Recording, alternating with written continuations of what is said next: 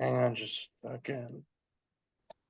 And welcome, guys. Welcome to Recreation Rooster Oh, Podcast, a podcast for and about recreation and health enthusiasts. This is episode number 18, slated to air on April the 29th, 2024. And I am Maisha, your co host, coming from the city of Los Angeles. See the background, and I have my co host and my dear colleague here next to me, Mr. Daniel Shievo, coming from the New York, New Jersey area. As you can see, the background, which shows the beautiful city of New York.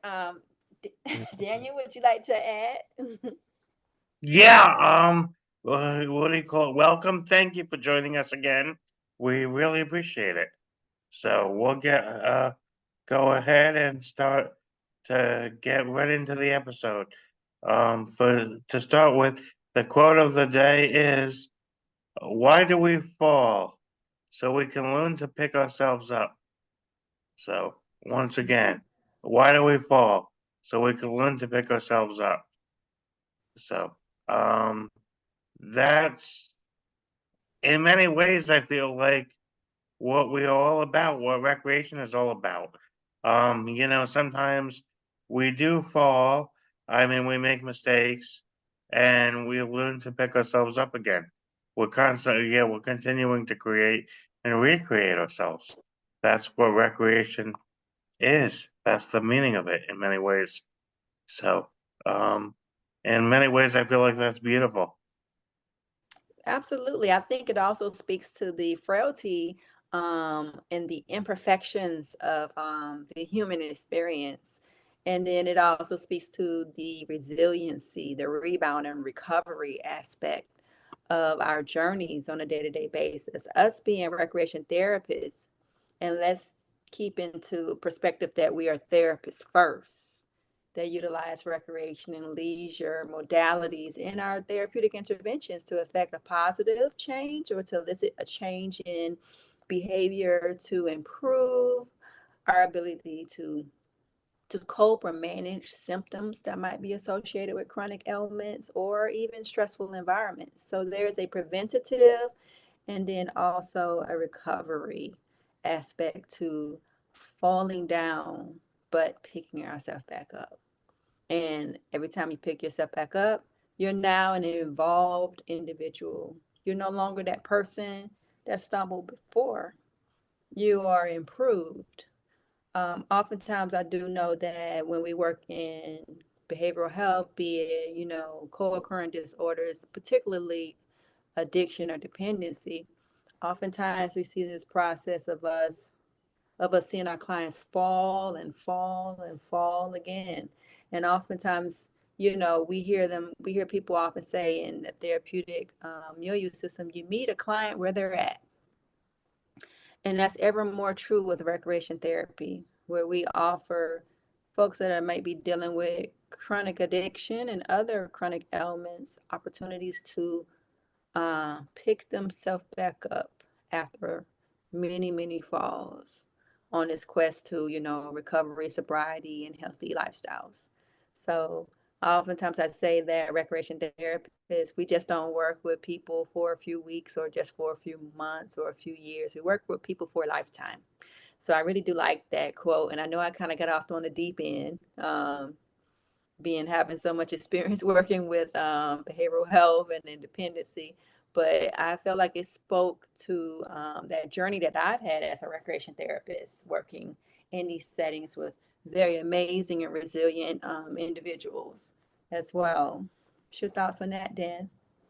Yeah, I mean, people are very resilient. People are more resilient than you could imagine, really. So that's very important to know that it's very important to keep trying new things, and that more often than not, we probably will fail, but that's also an opportunity for growth. I love it. Thank you. So, guys, next up, our next segment is on the song of the day. Take it away, Dan. Yeah, Mother and Child Reunion, Paul Simon. Beautiful song.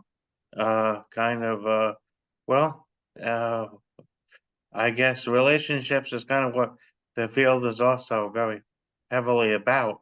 So, mother and child, that's a pretty great relationship. So, Absolutely. I love the fact that you did mention the relationship in mother and child because let's be honest, most people, their first relationship is with their mothers in right. womb and oftentimes right after delivery. You know, that skin to skin and that bonding and that lifetime connection is something that we all can resonate with. Paul Simon is a dynamic, legendary artist that helped to, in my opinion, narrate and compose many people's entire lives through his music. So yes, oftentimes I find that when we play this type of music in the presence of our clients, either as an icebreaker, a cool down, a warm up to programming, it's something that many people can resonate with, and it has a cathartic effect, and it has a way of helping people to bond through commonality. So love it. I think that's a wonderful song of the day for episode 18. And next up, guys, our next segment is actionable steps in therapeutic recreation. And these actionable steps are called pushing forward, advocacy, and actionable steps. And by the way, actually, Oh, before go we ahead. even get to that, it is Mother's Day coming up. Uh, Oh, so the how could I actual, forget that? what do you Wonderful. call it? Also, really coordinates well with this as well. Hmm. I love it. You always have a way of hitting the sweet spot, Dan, when it comes to connecting. So yes, happy early Mother's Day to all the mothers out there from Recreation Rooster Podcast. Absolutely. And our next segment is Hmm. pushing forward actionable steps in TR. So in this segment, I wanted to talk about a call of action to recreation therapists. You know, you great, amazing recreation therapists out there that are creative and clinically sound and just outgoing and expressive and so talented. A great way for us to advocate for our profession is to offer specialized programming groups at your local recreation centers. The community is looking for specialized recreation that is inclusive and adaptive and also thrilling and exciting and creative. Utilizing these spaces just requires you reaching out to your local parks and rec and actually reserving the space or paying a very nominal fee. You can utilize these spaces to offer specialized programming that can build community, that can offer recreation and leisure and engagement opportunities to parts of our population that's on the outskirts that don't get an opportunity, or the edges, more so what is more so what I would like to say. On the edges, meaning the persons that don't utilize general recreation programming. Also gives families that may have the need of accommodations and additional special needs and considerations, right? In their programming to feel comfortable coming into the recreation and the parks and rec centers and facilities and enjoying themselves, having a family trip, out once a week, twice a week on the weekends is a game changer for those individuals. Charging a fee or offering it as, something that is free, or seeking out, grants or other types of private um, sponsorship in order to defray costs is wonderful. It's a great way to showcase and advocate for recreation therapy and let folks know that we are a mainstay in their communities and in their lives. What's your thoughts on that one, Dan? Yeah, that's, anything like that that can build community, and that's something that really could, is, can be a very important aspect to do. We could always use more of that. Yeah. And remember, guys, this recreation center is everywhere. cities, towns, counties, and states have poured considerable amount of resource into these spaces. And I can't tell you how many times I've went into recreation centers and I've seen empty rooms being unused. You don't have to go and rent an expensive brick and mortar in order to offer recreation programming to the community. Simply utilize these resources. We are tax paying citizens. And this is a resource for us to be able to not only impact a positive change in the community, but also to catapult and build exposure and advocacy and support for our profession. I'm seeing a wave of other folks who are non RTs doing this, advocating for their professions while they are doing programming that is uniquely within our wheelhouse, that we do better than anyone else.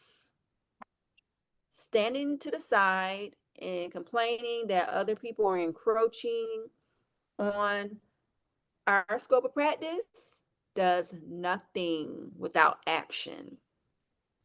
And one way of creating action is creating momentum, offering a service to the community, marketing it. The community parks and rec, they will let you put a flyer in front of their office that many people walk by every day and pick up flyers for. It's definitely an avenue that can be used, a one-stop shop when we can advocate recreation therapy, affect a positive change, and have a great time doing it, and maybe make a couple of dollars in the process. People are always watching, looking, and listening for great opportunities to enrich their lives, and we as recreation therapists can do that. We can be the change agent and we can be the facilitator for many groups and programs that can help people to enrich their lives.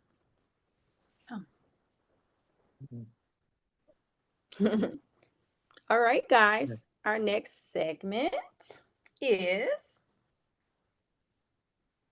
Behind the Numbers. Subculture. Iron sharpens iron.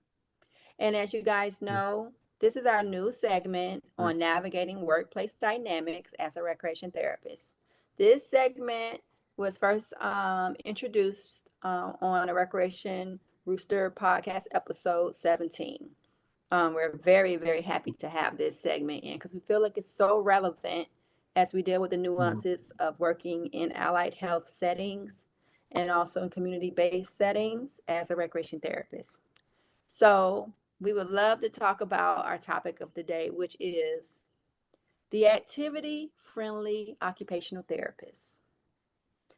Are they your friend or are they your foe? Okay, I'll say it again. The the activity-friendly occupational therapists. Are they your friend or are they your foe? And when we say the activity-friendly OT, we've all met those OTs that don't just do Allen's manual interventions with their clients, who don't just do life skills or home care, adaptive home care interventions with their clients. They don't just do splints on the arms and other, fingers and lower extremity range of motion activities with their clients, but they actually do interventions that utilize recreation and leisure modalities.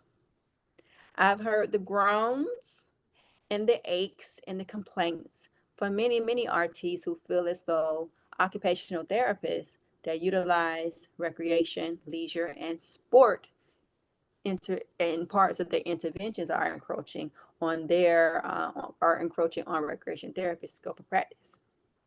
I'll say this to you. How do you know if that occupational therapist is a friend or foe?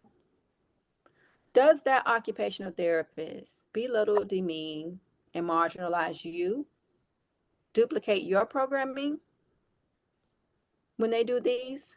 Or are they offering a substantial, relevant, appropriate, activity-based, sport-based, leisure-based modality within their intervention? And are they doing it effectively? So one thing I would often say when you come across a situation like this, look inward and look outward. When I say look inward, meaning, are you offering relevant, competent, sustainable, enjoyable programming that can affect a positive change that is sustainable for your clients? Do you offer incentive for them to want more and more? Are you using best practices? Are you documenting and communicating the outcomes of the program? That's first and foremost. So be on your A game as a recreation therapist. Now looking outward. Is this OT duplicating your services? Or are they doing something completely different? When you go into the treatment plan and into the electronic health record, is the OT documenting according to the OT scope of practice and functionality? Or are they duplicating your documentation? Do you see an encroachment and an overriding of OTs taking over RT programming? Or do you see co-treats? Do you see a duplication and a ramp up of frequency of programming that you have already set into place? So when you see duplication and a ramp up of programming that you're already doing, yeah, definitely speak up, because duplication of services is actually unethical and it's actually against the law. Also, too, it's common practice for most RTs to do their calendars and schedules ahead of time, meaning that we post them, everyone can see them, everyone knows what we're doing. So let's just say you have a cognitive STEM program that's scheduled for Friday, and it might be something as simple as, a dominoes tournament for your geriatric clients. If you see that, days leading up to this tournament, you have an OT who decides all of a sudden they want to add dominoes to their interventions, that's a problem. That's a big problem. You should address that. So at the end of the day, the goal is to offer a myriad of programming. It is okay for other disciplines to utilize recreation, leisure, and sport in their interventions as long as it's within their scope of practice.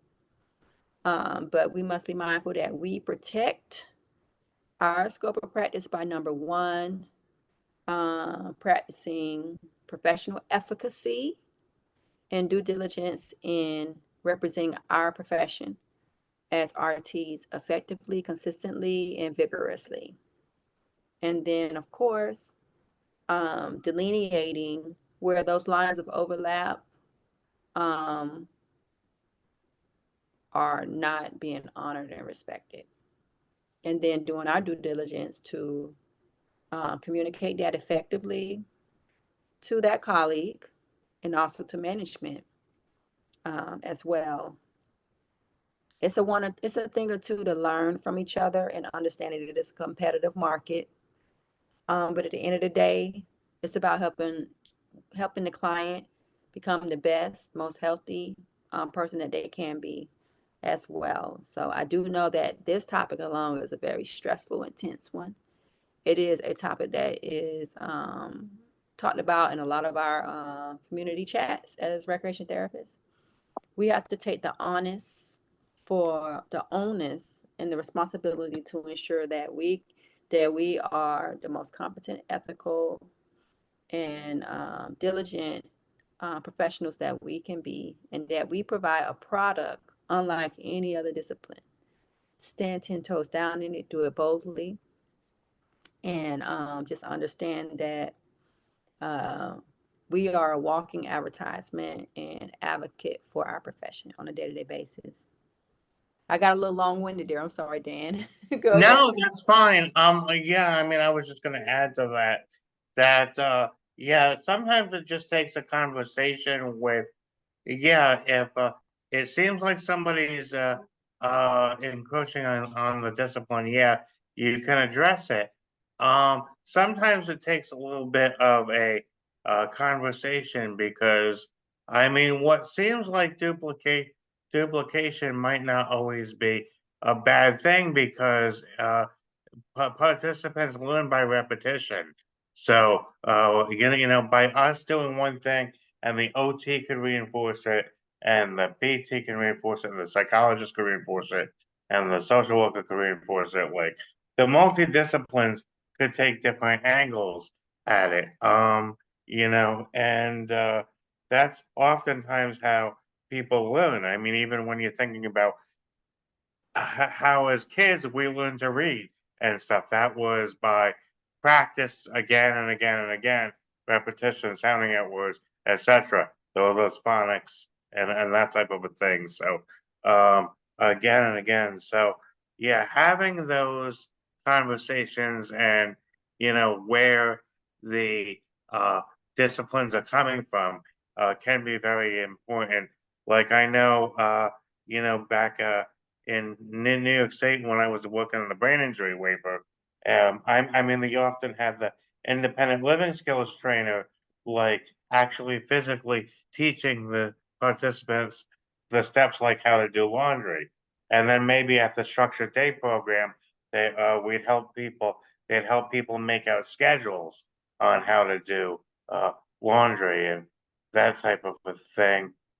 And maybe the community integration counselor would help people overcome some of the barriers to doing those tasks, like doing laundry and stuff. Are they depressed that day? Are they feeling overwhelmed, anxiety, etc.? And then, of course, then would have the service coordinator who would schedule transportation for stuff like those ADL tasks. So it's like all of the disciplines were working on ADLs, but from different levels. And same thing with, I mean, which includes a lot of recreation and leisure skills in terms of, how to get back into the community. The ILST person was doing that directly hands on, whereas the structured day people may be helping people with schedules, the community integration people might help them overcome some of the mental health barriers, and the service coordinator would provide transportation. So, yeah, like in many ways, all of the providers were kind of working on some of the same things, but from a little bit different angles. So, duplication um, is, if it's justified, that's okay. But it just has to be coordinated as to what the different approaches are that the team is working on. Because I mean, actually working from a different perspective, uh, that's kind of how people learn is through that multiple, uh, repetition and structure and setting up routines. That's kind of what we did in those cases. So with those people we were working with. So, but yeah, those conversations are very important. And this activity-based OT that's been kind of popping up, uh, this has been a controversial area and a gray area, and that's why, yeah, keep an eye on that. Have a conversation with them, and the other disciplines too. I mean, from social work to psychology. I mean, uh, were a lot of people feel like they can do what we do and often try to do what we do. So that's why, uh, you know, keep an eye on. It's sometimes, the nuances make a difference. So just make sure that they're not trying to oversee us, but do something with regards to their scope of practice. Um, because yeah, like Maisha was saying, duplication of services, that is a problem potentially. So even like you said Absolutely. legally. So I love the fact that you did mention about integrated health approach. yeah. Whereas different members of the multidisciplinary team do oftentimes will use one modality, but from different approaches. And I love the fact that you did mention that because oftentimes that is what the answer is given when you ask, why are you doing the same program that I did yesterday? Right? Right. But one thing I wanted to also mention regarding the client is satiation does happen. So when you Yes. have members of your disciplinary team see that recreation therapy did a program, and then now everybody wants to add, and it could be something as simple as, um, there was a regular card game that is done done once, twice, three times a month on a particular day. And everybody stops by because, everybody's always watching what the recreation therapist is doing. And they say, oh my God, that program went so great. Mr. So and so never interacts with me like that. I guess I better go buy a deck of poker cards, right? So then you have this therapist, this social worker, this psychiatrist, this psychologist, this occupational therapist. Now all of a sudden, anytime that person interacts with Mr. So-and-so, they want to have poker cards. And I'm just like, so now when you have your regular program as a recreation therapist where you are incorporating poker cards, guess what? Mr. So-and-so is saying, I don't want to do poker cards. I've been doing that all week, right? Yeah. And you think to yourself, wow, what happened between now and last week? And then you find out from, Mr. So-and-so after much, questions, you find out that pretty much all the other disciplines within Mr. So-and-so's treatment team witnessed your program the week prior, and they saw how great he did in poker card games. And all of a sudden now all of them wants to add poker cards. So I often say, like what Dan said, duplication does happen, but communication is key. Because Mhm. what we don't want to happen with high frequency comes satiation. Yeah. And so even though, tasks, activities of daily living tasks like laundry or budgeting or reading are things that you do on a day-to-day basis, or like every 3 days or every 5 days or 7 days. Leisure is one of those things where you get to choose. There's Mhm. so much to choose from. And there's such thing as brain overload. You're like, or you just get bored with it, right? So, there is a fine line, and I would say, just in answering this question, is the activity-based OT a friend or foe? It is definitely a fine line to this. Yeah. It is. So we're watching this very closely, but just like Yeah. what I had mentioned before, watch yourself too, and ensure that you stay competent and competitive, Mhm. creative, Right. innovative, and progressive. Mhm. Many of these things will set you aside, and it will give you great marketability, and you won't have to stress about if someone is encroaching or attempting to encroach upon your profession. Yeah, definitely, without a doubt, and of course, that could often, in some ways, be the way if those participants or residents or whatever do not connect with the other service providers. We could give the other providers ideas because this is something we're the expert at, connecting with them. So we could talk to them about some of their other interests and different ways and strategies to connect. So this could be a good thing in many ways. Absolutely. And then also to another thing to consider regarding the coordination aspect of therapy programming. If you find that you're the only therapist in your treatment team that Eh, actually puts out a pre-scheduled month-long programming schedule, and you have others that don't, so you never know what they're really doing, communicate.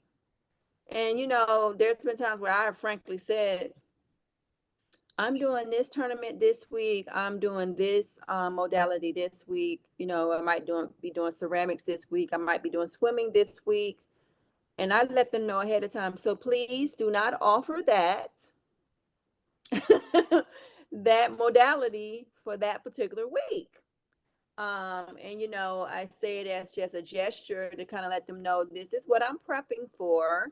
There's plenty of opportunities for us to do a co-treat together on the same day. However, don't go to my calendar see what I'm doing, and then offer it the day before. Yeah. Right. So that's a big one, because I oftentimes hear RTs talk about how that kind of stuff does happen. So let's be diligent, and let's also be very observant about our interactions with our colleagues, especially our non-RT colleagues. It's very important. Okay, guys, our next segment is Cornering the Market, Tips for Success in Private Practice. And today I would love to talk about you as a recreation therapist. Let's just say you were working in private practice and you were working group homes, meaning residential intermediate care facilities. That oftentimes staffs anywhere between 2 to 6, sometimes 8. I don't know if I've seen many with 8, depending on the size of the facility. Clients. So what happens within the 10 minutes of you getting there? Well, first and foremost, especially in a post-COVID world, some people may say we're still very much in COVID, but in a post-COVID world, one of the first things that does happen is before even entering the group home, you call ahead. You call ahead and you let them know, hey, this is so and so. I'm the recreation therapist. I'm on my way to do programming with your clients. They can refer to the pre-scheduled calendar that you send them every month, or you can just tell them on the phone what you'll be doing today, what the session will be. And you don't have to go into great detail. You can give the duration, which clients that are needed, and then if there's any other accommodations you may need, like access to a patio or access to tables or whatever you need. So you called ahead so they know you're on the way. So now you show up, you grab all your equipment and supplies that you need, and you will get to the door. Of course, as pretty common practice now, you go to any door, there's a sign that says, if you are experiencing any symptoms that are related or similar to COVID, please do not enter, right? Type of thing. So depending on the group home that you go to, they may have you sign a log that is an attestation log that says I am not sick. Oftentimes I enter homes with my mask on. I don't enter with the N95 on anymore, but I may enter with the regular surgical mask on. So I signed an attestation log. I use some homes may have the temperature reader there where you just stand in front of it and it reads your temperature. Other ones have the ones that you use by hand. And then others actually have a nurse or a staff from the home come and do your temperature. They give you your temperature number. You put that next to your attestation. You say hello to everyone on your way to the consultant log.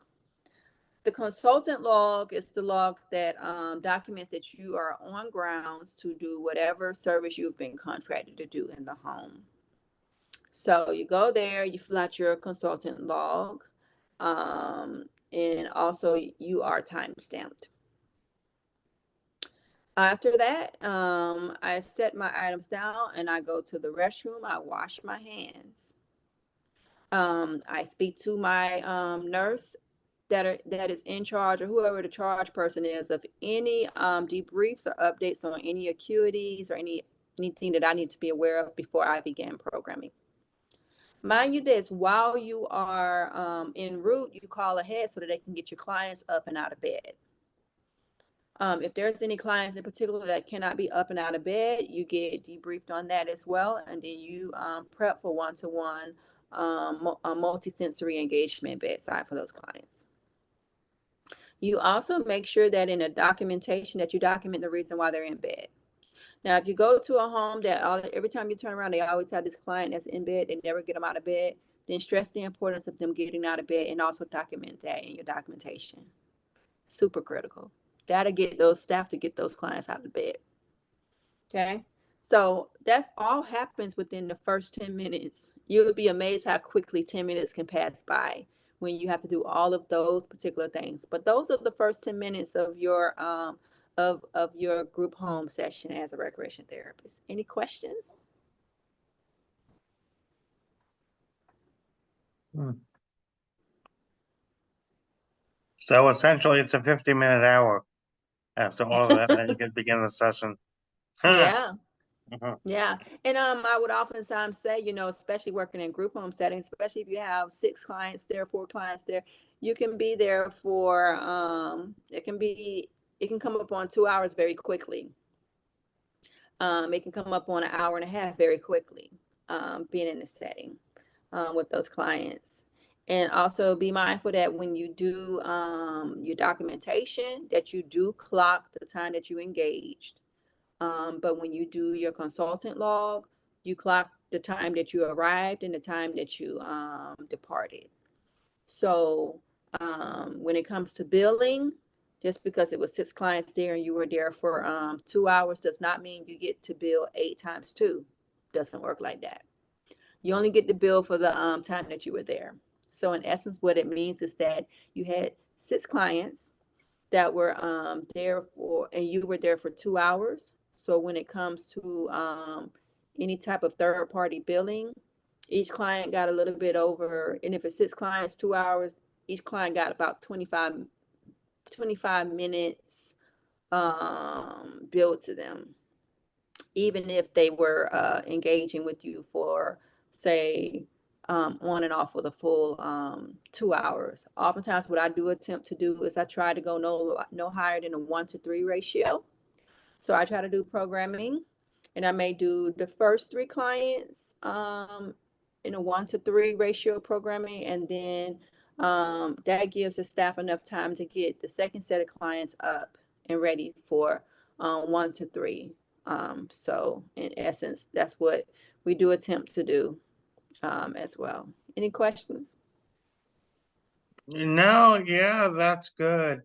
I mean, and there might be certain reasons somebody might be bedbound in a way. I mean, if the person is end of life or something like that, Right.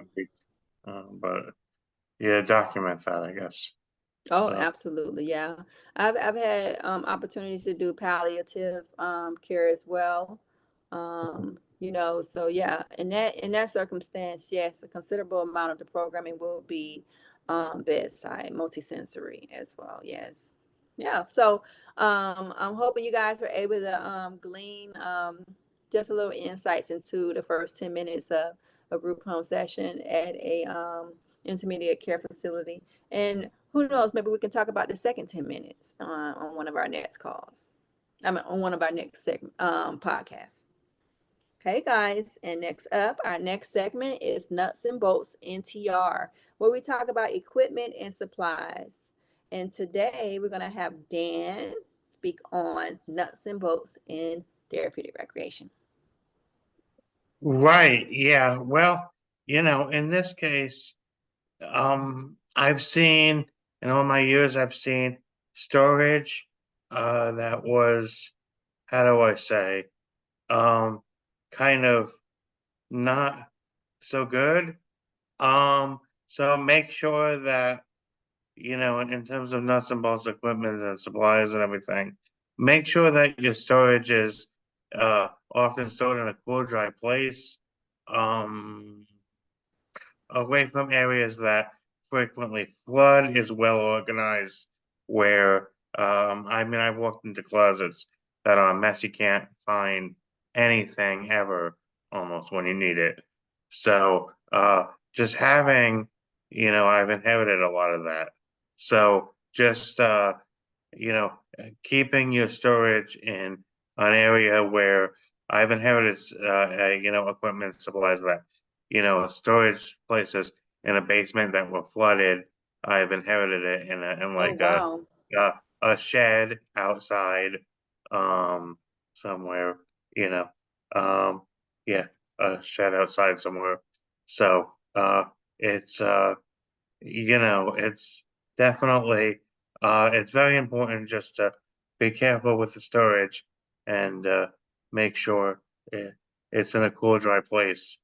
Um, and safely, that where it's not going to flood, it's not going to get ruined. Basically, when you need it, you know where it is as well. So, Absolutely. I think that is so interesting that you mentioned some of the obstacles that we experience when we inherit disorganized and oftentimes um, equipment and supplies that's been exposed to the elements.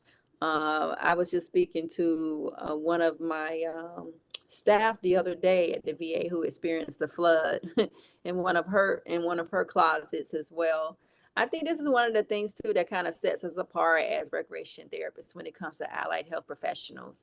Oftentimes we do have closets and closets of supplies and equipment. Whereas, some of our counterparts who are non-RTs, they may work in a therapy gym and have one centralized location for their supplies. And the variety of supplies that we have as RTs, it can vary greatly depending on what we're yeah, doing as right. well. So just being able to have great organization systems in place. I used to love my label maker. My label maker was a game changer for me. Taking into consideration whether or not you need your supplies to be secured or even concealed is important too. When I worked in behavioral health, oftentimes I did prefer not just shelves, but cabinets that I can lock and secure. And then also, making sure that you have a secure door between your supplies and other staff, because other staff like to, sometimes Yeah, go shopping in recreation therapy offices and closets for their children, right? As well, they think that, oh, I'll just get a colored pencil here. Oh, I'll just get a bottle of paint here. And then before you know it, the recreation therapist doesn't have the primary paints, the colored pencils, the different things that they need in order to conduct programming. So, you just have to be careful about theft because you'll be surprised. Many people see a recreation therapist closet and then their eyes just like get really big. Like they're just like, wow, that's amazing. yeah. Well, I mean, I found in terms of what I've inherited too, it's usually a lot of the seasonal supplies that we don't get, that don't get used every day. They're the ones that are kind of put away for most of the year, and those are the ones that usually are in like a shed outside that usually gets flooded, or a basement, uh, you know, and those are the ones that you really have to make sure that they're efficient. I mean, of course, when when you need them, when the holidays are approaching, and then you open the closet and realize that everything in there is ruined. Right. That's a big issue. Yeah, when you gotta get all new supplies for the holidays, and the holidays are coming. So, That is so yeah, true. And depending on your procurement process with your agency, if you don't order your supplies, 4 months in ahead, you may not get your supplies by the time of the holiday. Because you have to right. go through a bidding process and you have to go through purchase orders, all this other stuff, right? And you got to wait for it to be shipped. It can be a process. And then if you need something that needs to be installed or put together, right? So just be mindful of all of that when it comes to supplies, equipment, and of course, most important, storage as Mhm. well. Right. That was great. Thank you. Thank you so You're much. welcome. Yeah, I mean, that's something you gotta get. Yeah, like, I mean, in fact, while it's on your mind, even the Christmas stuff, I think I would take a look now to see if you got, all What the you need. everything you need and safely secured and supplies. So, Absolutely. mm, Definitely. All right, guys. Next up, we have our next to last segment, which is the therapist friend, and this is clinical tips for success in clinical settings for a recreation therapist. And we wanted to talk about what words you should never use when you're writing or talking about recreation therapy in clinical settings. And there is one word in particular that I hear quite often. I've even seen it written in a clinical progress note. I have, and as much as we love to talk about it just casually, I hear so many people using the word play. Guess what, guys? If you put the word play in a clinical note and you want to be reimbursed for services, especially if it's Medicare or any other private insurance, it is not going to happen. That is not a clinical term that is going to be reimbursable. Oftentimes I tell people, please buy, a thesaurus and find other words that can be used besides play. And I know we love to use it casually in talk amongst each other, but it really does us a disservice in the clinical note in the electronic health record. Also, too, when it comes to billing, sometimes it even is very off-putting if you're working with adult clients as well. So I would say utilize a different word. So let's talk about, one of the words I often use. I use engage, interact, facilitate. I use those type of words instead.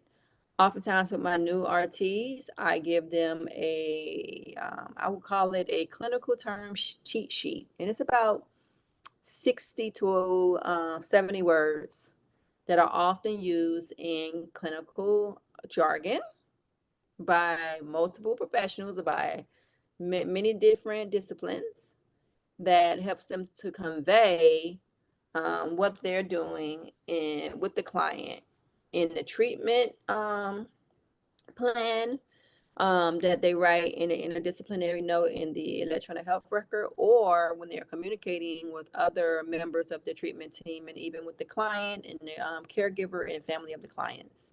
Any thoughts on that, Dan? Any word you thought about that really should never be used in clinical settings?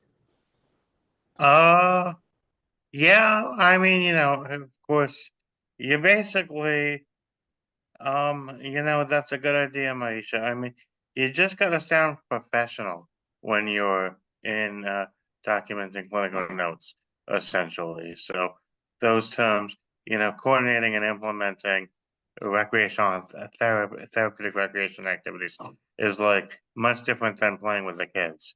Um, you know, so um, so just those kind of uh terms is what you got to use. So, and I mean that is good that Maisha has a list. I like that you've got a list. Yeah.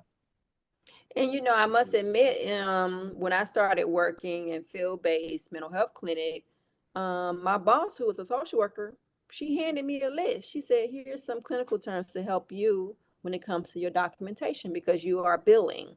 It was my first opportunity as a recreation therapist to actually bill to insurances when I started working field-based mental health, and I learned a whole lot about documentation by doing so. A couple other words that I have seen in documentation notes by RTs and also have heard in treatment team meetings by RTs is the word good and bad. Those are not clinical terms. They are not measurable. They are not, they're very subjective. Mhm. I would even say when we're talking about prognosis, we can say, you know, poor, um, moderate, we can say different words. But oftentimes, what I try my best to do is use measurable, observable terms. So, collecting the data so that you can convey severity and progress or lack of progress is super important. Saying, oh, the client did good. No, what does good mean? So mention what good means when you say the client did good in your programming. Mention what bad means. Like really break it down in a measurable way.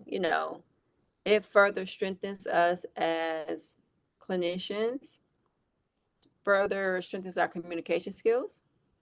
It aids us in debriefing. Say we're moving on or the client's transferring to another therapist.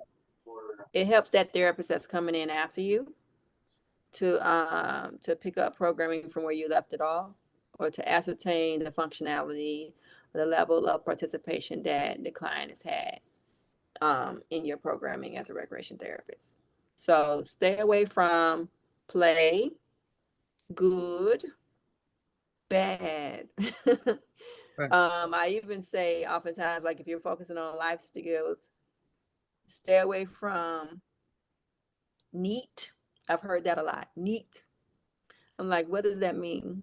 Neatness can mean different things for different clients. So just mentioning, what do you mean by neat? Even some people might say clean. What do you mean by clean? So sometimes clarifying what you mean by those words is essential when talking about the functionality of a client. Yeah, so. Yeah, and what do you call? And also, smoking is not a therapeutic activity, and it's not something that we endorse. So, unless you're doing like some kind of a smoking cessation program that you're trying to get people off smoking, don't say that Ooh, they've been doing smoking as a therapeutic, um, yeah, as a therapeutic activity. That's not a therapeutic activity. So that is, I've I've heard that. heard that one before I a don't few know if you have times. seen that before. Yeah. And we Uh, could if we could talk about harm reduction all day long, uh, but that is not it. Like I'm just like I've heard that so many times. They've even heard some RTs call it a fresh air break, and I'm just like, and they're just out there smoking. I'm just like, that is so misleading. So uh, yeah, guys, just be mindful of your documentation and also how you communicate your programming.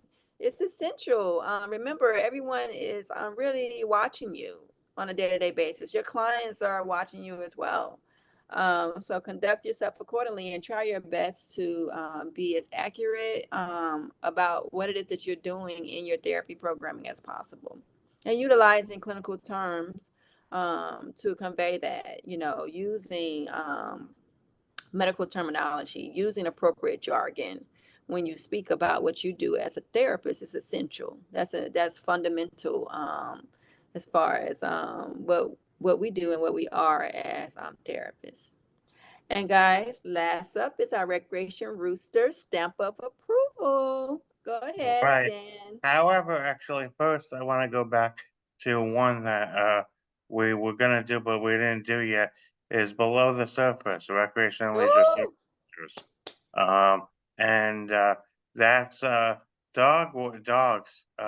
and dog walking, dog parks. Those are subcultures. Um, and I even see bumper stickers and everything like I love my dog. I love my, you know, different certain type of dog, whatever. And people meet up, walk dogs, talk about, talk about how to feed what they feed their dogs, etc. They meet up at the dog parks. So that's kind of a subculture in and of itself. I mean, this goes for probably other animals too. Other some people are cat people, and that type of a thing. But these are the that's one subculture that we can acknowledge is there's a certain dog subculture or animal subculture more broadly. I Yeah, love that. And you know what I love so much about dog culture or dog lovers is the personalities of the dogs and of the owners. And when you do witness the interactions that happen socially at dog parks or even on the sidewalk or at the regular park, it's like two different worlds converge at different levels. So down at kind of at the ground level, the dogs are interacting, and a lot of times they're the impetus, like they're the catalyst for the dog owners to even talk to each other.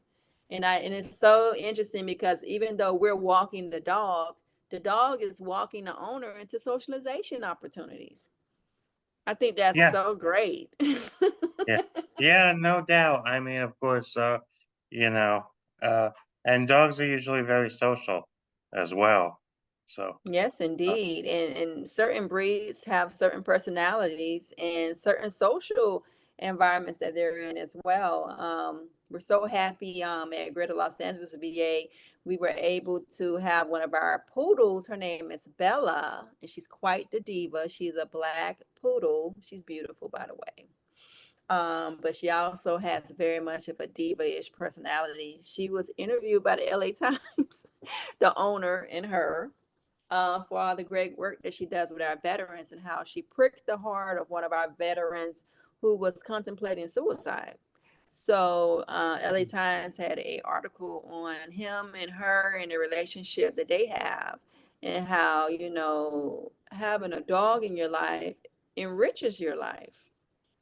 So definitely for the dog lovers, I definitely see the lure of why we love our fur babies, and they love us back as well. So that was great. Thank you for getting me back on track once again, Dan. So now we will do you're our welcome. recreation. In fact, Oh, what do go you ahead. call the yeah, the LA Times actually, I get their emails and it has well, I guess some of the emails they have a group therapy section that I would recommend for people. Oh, nice. Um, that yeah, so that's kind of good.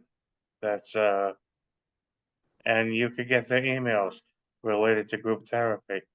So uh, I love that. that's good. Yeah, indeed. But anyway, yeah, on to um, our stamp of approval, recreation approval, stamp of approval, and I'll have to, and I'm going to nominate Renee Docktor, Renee Docktor, Renee Friedman is a maiden name, and of course, uh, she was very unique. She was a little bit older. I think she was about 27 when I was was first started when I first met her back in like 2012, and because of that, she had a little bit more maturity maybe than some younger college students, and she always asked very good questions. Yeah, she always asked very good questions, and later was able to hire her. But yeah, she always asked very good questions, and was enjoyed the learning about theory and connecting it with practice and different research that she was doing, and make came up with some great programs, on Hanukkah, on socialization, on multicultural programs, um, often hitting all of the areas: physical, cognitive, social, emotional, spiritual in one program. So, very, very good. I'm very happy to nominate Renee Doctor. Uh-huh. All right, Renee, we appreciate you for being a trailblazer and being so dynamic. And I love the fact that you're inquisitive, you ask questions that are relevant, Yeah. and then you take that information and you put it into action, tangible deliverables for your clients and for the agencies that you service through your business as well. Right.